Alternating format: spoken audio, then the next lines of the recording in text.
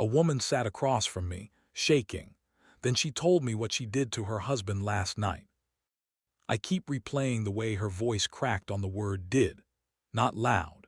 Just a small fracture, like thin ice giving way under a child's foot. I've heard that sound before, in hospital rooms, in funeral parlors, in this very booth when someone finally, the truth slips out. But never attached to something like this. I didn't answer her question right away. What do I do now? I couldn't. My tongue felt thick, useless. All the careful theology I've carried for decades suddenly felt like tissue paper. I just sat there listening to her breathe through the screen, hearing the tiny hitch in every breath, the way her coat rustled when she shifted on the kneeler. I remember thinking, absurdly, that the kneeler cushion needed replacing. The foam had gone flat years ago. Finally I managed, "Claire, have you told anyone else?" She gave a short, bitter laugh. "Who would I tell, Father? My mother, the girls, the police?" She paused. "No, you're the only one." The only one. 23 years of hearing confessions, and I had never felt the weight of those words like I did last night. The seal is absolute, I know that. I've guarded it through everything. But this was a body wrapped in plastic in a suburban basement 20 minutes from where I was sitting. A man I had buried his own father 2 years ago. A man who coached our parish CYO basketball team. A man who always put $50 in the plate on Christmas and Easter, even though he rarely came any other time. I asked her why she came to me, not in an accusing way. I genuinely needed to understand. She was quiet for so long I thought she wouldn't answer. Then, because I wanted someone to tell me it was justified, that God would understand, that maybe it wasn't murder if he forced my hand. I wanted absolution before I turn myself in, or before I don't. Before I don't. Those 3 words landed between us like stones. I closed my eyes. I could smell the lemon polish Mrs. Kowalski uses on the wood every Friday, mixed with the faint metallic scent of old incense that never quite leaves this place. I prayed for the Holy Spirit to give me the right words, the way we're taught in seminary. Nothing came, just the thud of my own pulse in my ears. I told her we needed to call the police, that there was no absolution without justice, without truth in the light. I said it gently, the way you talk someone off a ledge. She whispered, "I knew you'd say that." Then she asked for a moment to pray. I heard the rustle again, her coat sliding off, the soft thud as it hit the floor. I thought she was kneeling properly. I waited. 10 seconds, 20, 30. I said her name, no answer. I slid open my side of the screen. The penitent side was empty. Coat on the floor, purse still on the bench, but no Claire. I don't know how she did it. The confessional has only 2 doors, both squeak like hell, and I would have heard. But she was gone. I stepped out into the nave. The church was dark except for the sanctuary lamp and the exit sign glowing red over the main doors. Those doors were still locked. I had locked them myself after Mass. I checked the side door we use for confessions. Also locked. I even looked up at the choir loft like a fool, half expecting to see her silhouette. Nothing. I went back, picked up her coat. It was heavy. In the inside pocket was her phone and a single house key on a pink rabbit's foot keychain the girls had made in vacation Bible school years ago. On the bench lay a folded piece of paper with my name on it in her careful Catholic school handwriting. I still have it. I've read it so many times the creases are starting to tear. Father John, if you're reading this, I couldn't stay. I'm sorry for the position I've put you in. I know what the church teaches. I know what the law demands. But I also know what it feels like to breathe free for the first time in 15 years. Please don't look for me yet. Give me until Sunday.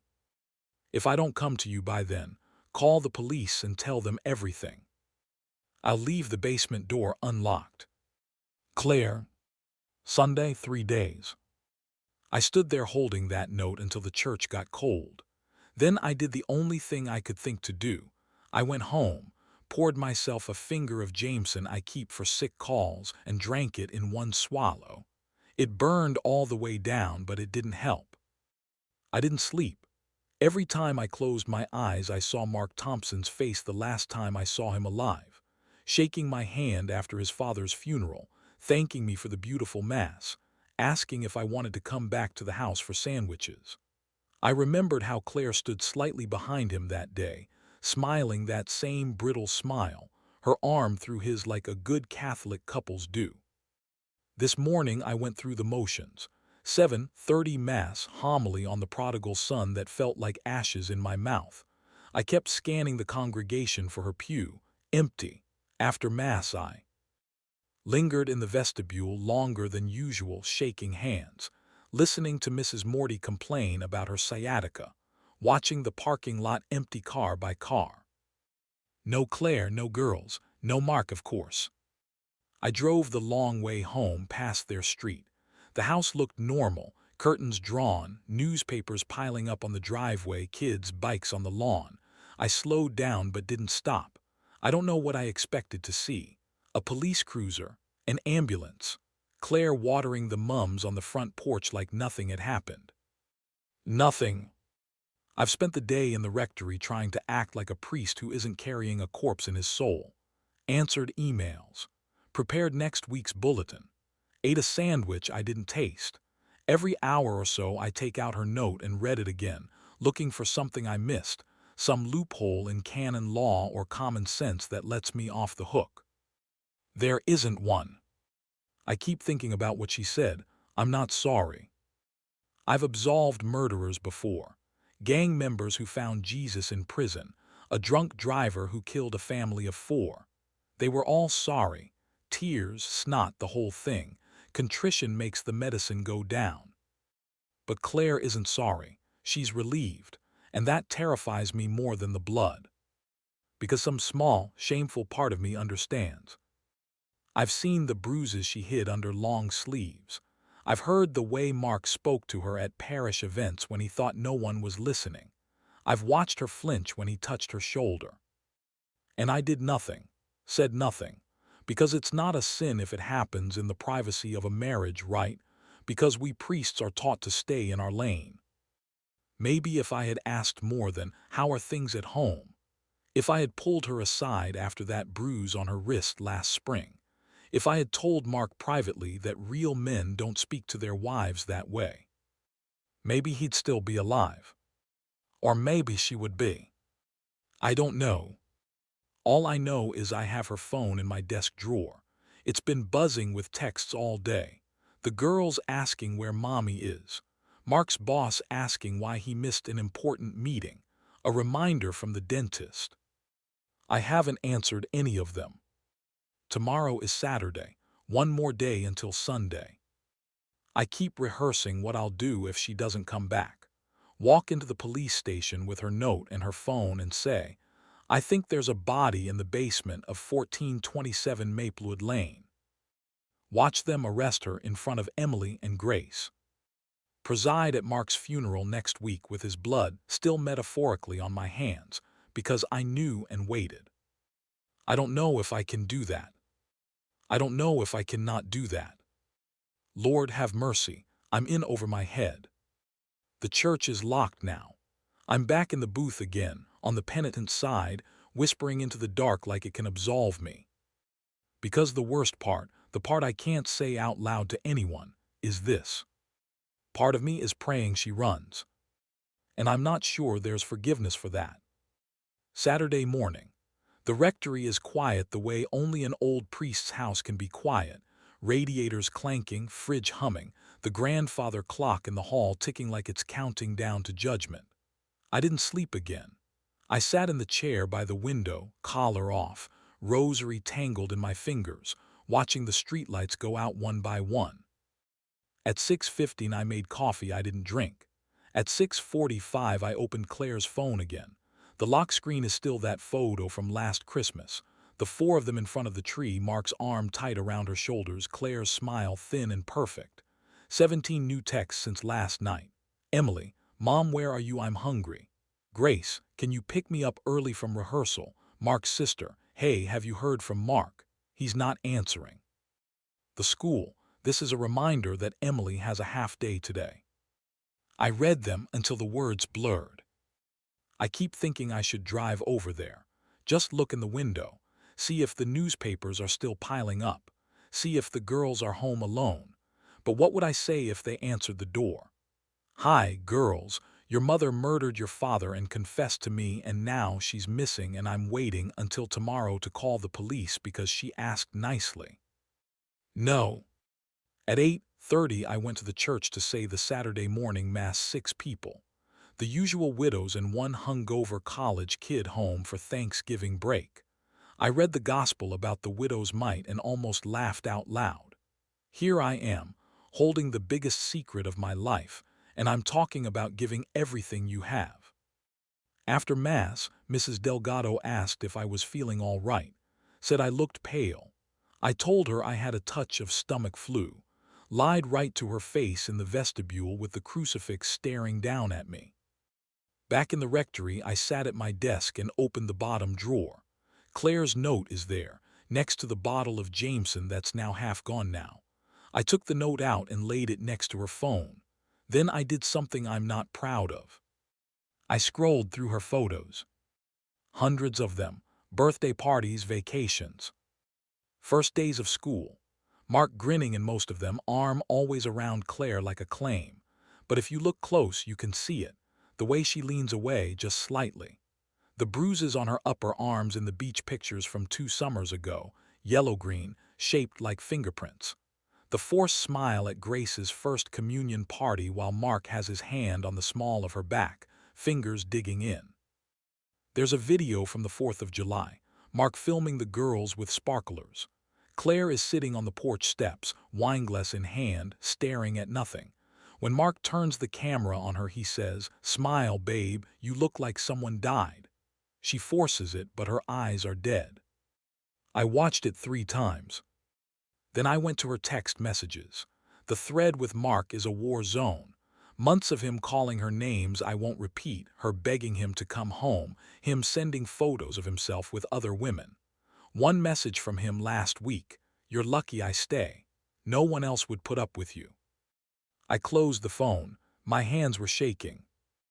At noon, I drove to the grocery store because I needed to be around normal people doing normal things. I walked the aisles like a ghost, putting things in the cart I didn't need. Cereal, milk, bananas. In the bakery section, I saw Sarah Miller, the woman from our parish who'd been one of Mark's affairs. She was picking out a cake for her son's birthday, laughing with the baker. She waved at me, all sunshine. I waved back and felt bile rise in my throat. When I got home, there was a voicemail from the chancery. Routine stuff about the upcoming confirmation retreat. I deleted it without listening to the end. The afternoon dragged. I tried to pray the office, but the words tasted like cardboard. I kept seeing Claire's face through the confessional screen, the way her lips trembled when she said I'm not sorry. At 4:00 p.m. the doorbell rang. My heart stopped. It was the girls. Emily and Grace, standing on the rectory porch in their school uniforms, backpacks dragging on the ground. Emily, the older one, had been crying. Grace was holding her sister's hand so tight her knuckles were white. "Father John," Emily said, voice cracking. "Mom's not home and we don't have keys, and her phone goes straight to voicemail, and Dad's car is in the driveway, but he's not answering and we're hungry." I stood there like an idiot for 3 full seconds before I moved. "Come in, girls, come in." I made them grilled cheese and tomato soup. They sat at the kitchen table picking at the crusts while I tried to act normal, asked about school, about rehearsal, about anything. Grace said Aunt Linda was supposed to pick them up, but she had to work. Emily kept checking her phone. I wanted to hug them, wanted to tell them everything was going to be okay, wanted to shake them and ask where their mother was. Instead, I said, "Why don't you call your Aunt Linda again? Maybe she can come get you." Emily looked at me with those 12-year-old eyes that see too much. "Father, do you know where Mom is?" I lied again. "No, sweetheart, I don't." Grace started crying quietly. Emily put her arm around her. After they ate, I drove them to their aunt's house 20 minutes away. Linda met us at the door, worried, thanking me profusely. She smelled like cigarettes and White Shoulder's perfume. The girls hugged me goodbye and I watched them walk inside, small backs straight like soldiers. On the drive back, I pulled over on a side street and threw up behind a dumpster. When I got home, I poured another drink, 3 fingers this time. I keep thinking about what happens tomorrow. If Claire doesn't come forward, I have to call the police. I'll have to explain why I waited 3 days with knowledge of a murder. They'll ask why I didn't call immediately. I'll tell them about the seal of confession. They won't care. The diocese will suspend me pending investigation. The newspapers will have a field day. Priest Schilds murderess. And Claire, if they find her, she'll go to prison for the rest of her life. The girls will be orphans in every way that matters. But if I don't call, if I wait longer, hope she turns herself in clean, I become complicit. An accessory after the fact. My entire priesthood ends either way. I've spent my life telling people that truth sets you free. That confession is medicine. That God's mercy is bigger than any sin. I don't know if I believe that anymore. Not tonight. It's almost midnight now. One more night until Sunday. I'm sitting in the dark again, Claire's phone in one hand, her note in the other. The house is silent except for that damn clock. I keep thinking I hear footsteps outside, a car slowing down, the doorbell. But it's nothing. Just my imagination. Or maybe it's her. Maybe she's coming back. Maybe she's not. Lord Jesus Christ, Son of God, have mercy on me, a sinner. I don't know what tomorrow brings. I just know I'm not ready for it. Sunday, the Lord's Day, the day of resurrection, the day I have to decide whether a man stays dead in a basement or a woman spends the rest of her life in prison. I woke up at 4:47 a.m. with the taste of metal in my mouth. The house was freezing. I'd left the bedroom window cracked open and forgotten. I didn't bother closing it. I wanted to feel something other than this knot in my gut. I put on the collar anyway. Said the 8:00 Mass like a robot, 23 people. I preached on the gospel about the talents, about not burying what God gave you. I talked about fear and cowardice and the outer darkness. I could feel Mrs. Kowalski staring at me like I'd lost my mind. After Mass, I stood at the door shaking hands, watching every face for Claire's. She didn't come. The girls didn't come. Their pews stayed empty, a dark hole in the middle of the congregation. At 10:15, I locked the church and drove to their house. I don't know what I thought I was doing. I told myself I was going to check on the girls, bring them communion, anything to justify it. Really, I just needed to see. The street looked normal, Sunday paper quiet, leaves skittering across lawns. I parked 2 houses down and walked. The newspapers were gone from the driveway, someone had brought them in. The curtains were still drawn. Mark's SUV sat in the same spot, a thin layer of dew on the windshield. I stood on the porch for a full minute before I rang the bell. No answer. I rang again, knocked, called Claire's name softly like an idiot. Nothing. The front door was locked. I walked around back. The gate creaked. The backyard was the same as always. Swing set, trampoline, the girls' old playhouse shaped like a castle. The basement door, the one that leads straight into the utility room, was ajar. Just an inch. She left it open like she promised. I stood there staring at that crack of darkness, the way you stare at a loaded gun. I could have walked away, driven straight to the police station, done the right thing. Instead, I pushed the door open and went down the steps. The basement smelled like damp concrete and dryer sheets and something else. Sweet, metallic, familiar from 100 funeral homes. He was exactly where she said he'd be. On the floor between the water heater and the Christmas boxes, wrapped in the plastic drop cloth, the quilt pulled up like a blanket, Only his face was visible. Eyes half open, skin gray-blue, lips purple, dried blood crusted around the mouth. The smell wasn't unbearable yet. It was cold down there, but it was coming. I knelt, made the sign of the cross over him, whispered the prayers for the dead. Ego te absolvo, requiem aeternam, my voice cracked on the Latin. I don't know how long I stayed, 5 minutes, 10, then I heard it. Footsteps overhead, slow, deliberate. Someone was in the house. I froze. My heart slammed so hard I thought it would burst. The basement door at the top of the stairs opened. Light spilled down. Father John. Claire. She was standing there in jeans and a gray hoodie, hair in a ponytail, no makeup. She looked 10 years younger and exhausted. She didn't seem surprised to see me. "I knew you'd come," she said. I couldn't speak. She came down the steps slowly like she was walking into church, stopped 3 feet from the body, looked at Mark for a long time. "He hasn't started to smell too bad yet," she said, matter of fact.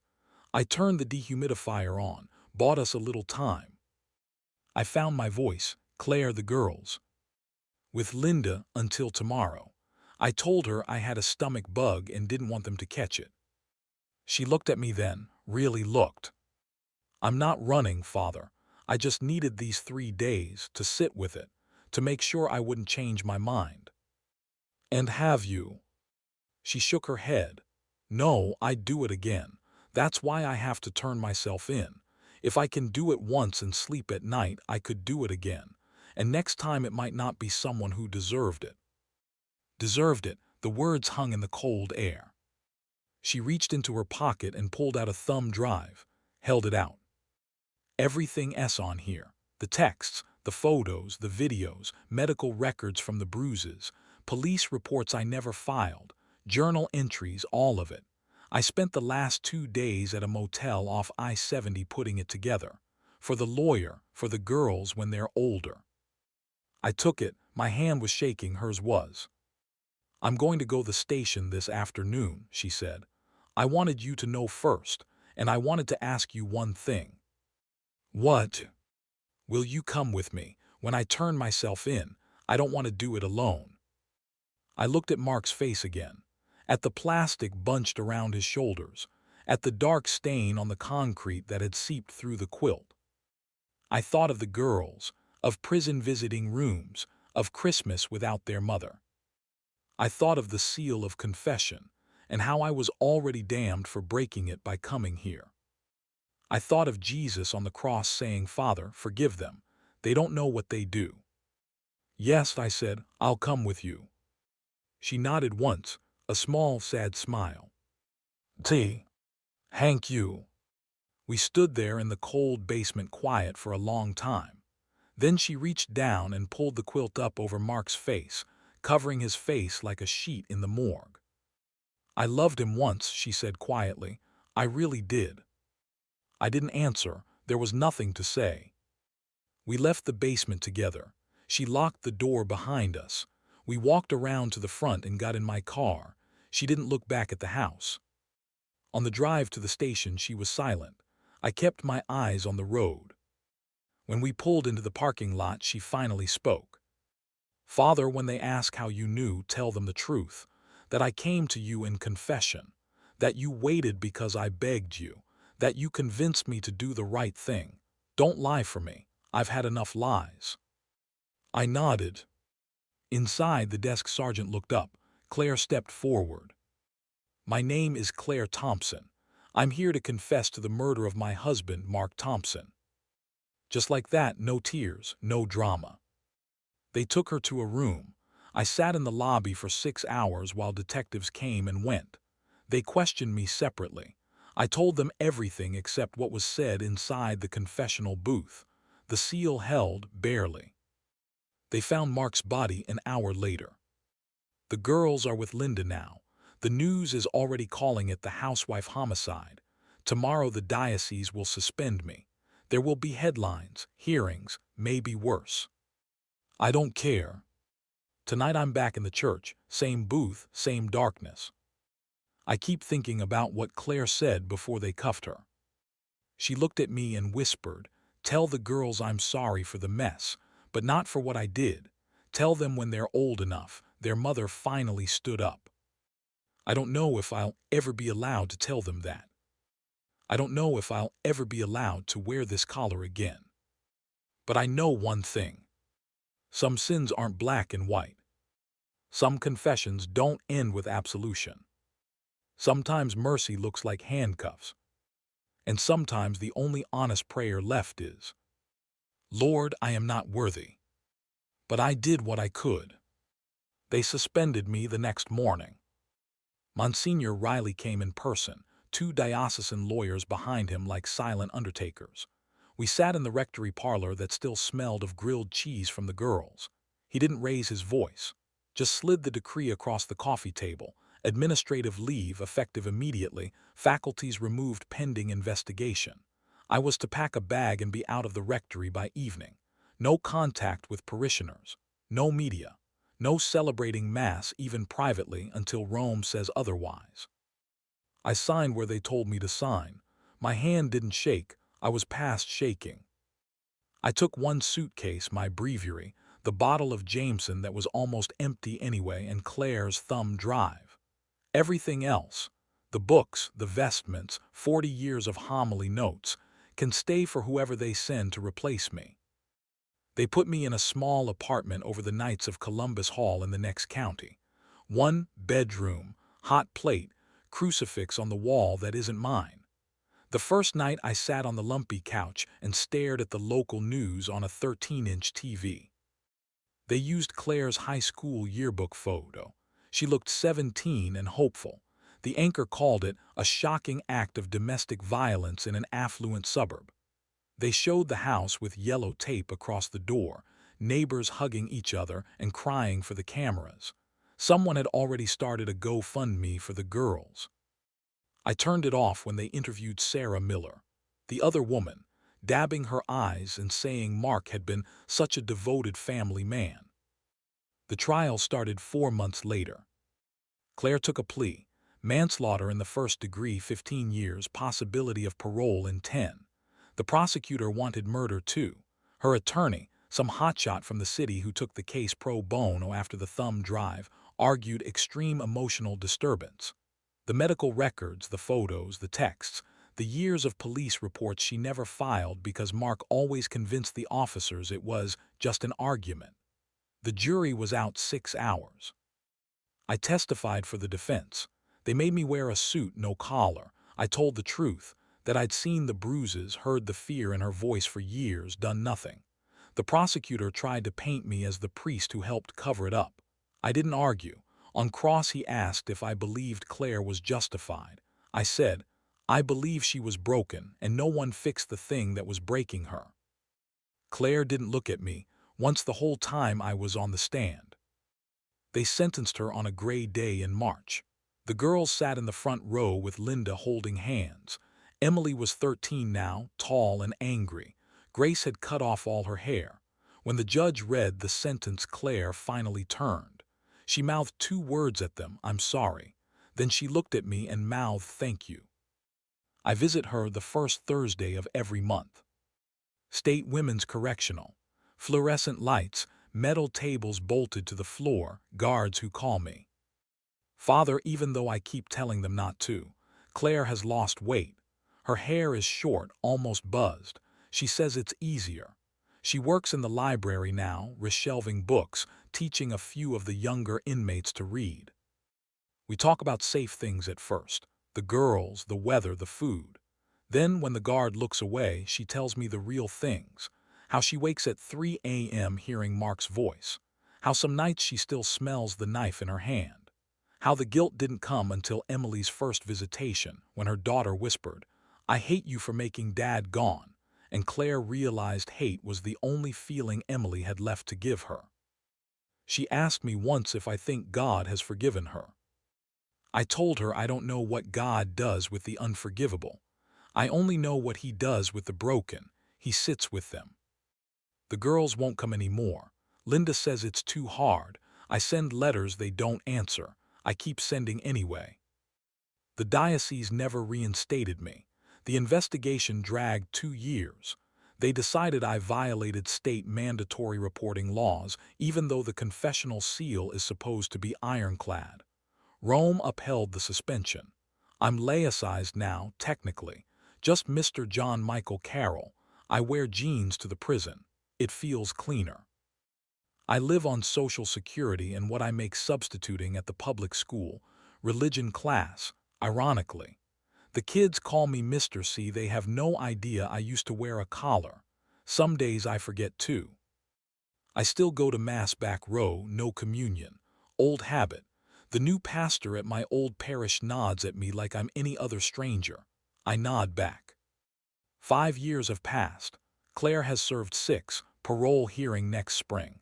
Her lawyer thinks she has a shot. The victim impact statements will be brutal. Mark's mother, his sister, the girls if they choose to speak. Emily wrote one. Linda mailed me a copy, 3 pages of pain. I read it once and burned it in the sink. I dream about the basement sometimes.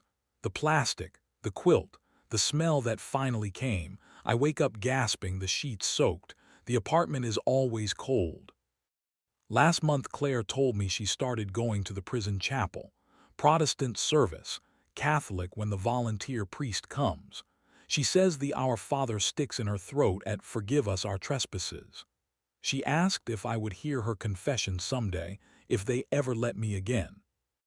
I told her even if they don't, I will sit on the other side of any table she wants and listen for as long as she needs. She cried then, first time I've seen her cry. After visitation, I drive the 2 hours home in silence. No radio. I pass the exit for our old town and keep going. Sometimes I pull over at a rest stop and sit in the car until the shaking stops. I carry her confession like a stone in my chest. Some days it's heavy. Some days it's the only thing that feels real. People ask if I regret waiting those 3 days. I tell them the truth. I regret the 20 years before that when I saw and said nothing. I don't know if that's penance enough. I don't know if there is enough. But I keep getting up. I keep visiting. I keep writing the letters no one answers. Because that's what you do when you've watched a woman kill the man who was killing her slowly, and you realize the sin wasn't just hers. It was all of ours. And the only absolution left is to remember. So I remember. Every single day. I remember. 10 years now. 10 full turns around the sun since that November evening in the confessional. I'm 68. Hair gone white overnight, or so it feels. Knees creak when I genuflect out of habit in empty chapels. The apartment over the Knights Hall became permanent. The diocese sold the rectory to pay legal fees. I never asked for it back. Claire's parole hearing was this morning. I drove the 2 hours in rain that felt biblical. The hearing room smelled like bleach and old coffee. Claire sat at the table in a navy skirt and white blouse someone bought for her, Linda, I think. She looked ordinary, like any tired 50-year-old woman who spent a decade waking at 5 a.m. for count. Only her eyes were different, calmer, like lake water after the storm finally moves on. The girls came. That was the miracle. Emily is 23 now. College graduate, social work major, irony noted. Tall, dark hair, looks like her father when he was young and still kind. Grace is 21, art student, purple streak in her hair, nose ring. They sat on opposite sides of the aisle at first. Emily with Linda and Mark's mother. Grace alone, arms crossed. The victim impact statements were read first. Mark's mother went first. 81, oxygen tank hissing beside her wheelchair, voice trembling with rage that hasn't dimmed in 10 years. She stole my son. She stole my granddaughter's father. No amount of time will ever be enough. She didn't look at Claire once.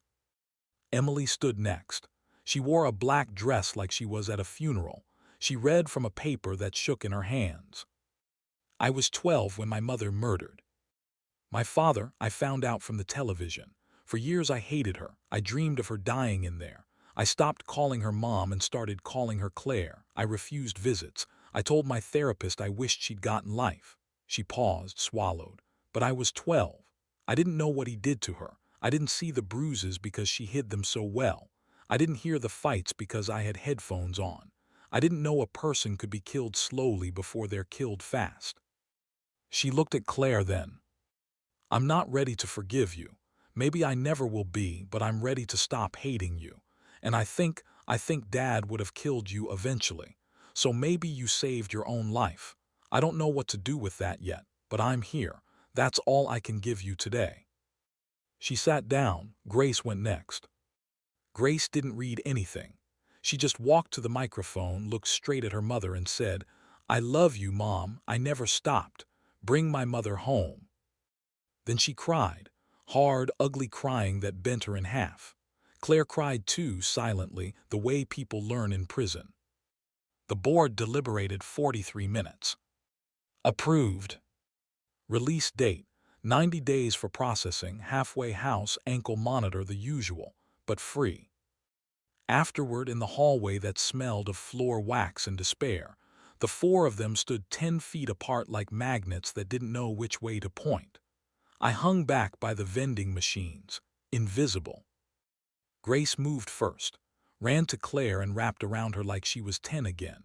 Claire's knees buckled, a guard caught her elbow. Emily stayed where she was, arms wrapped around herself. Linda nudged her. Emily shook her head.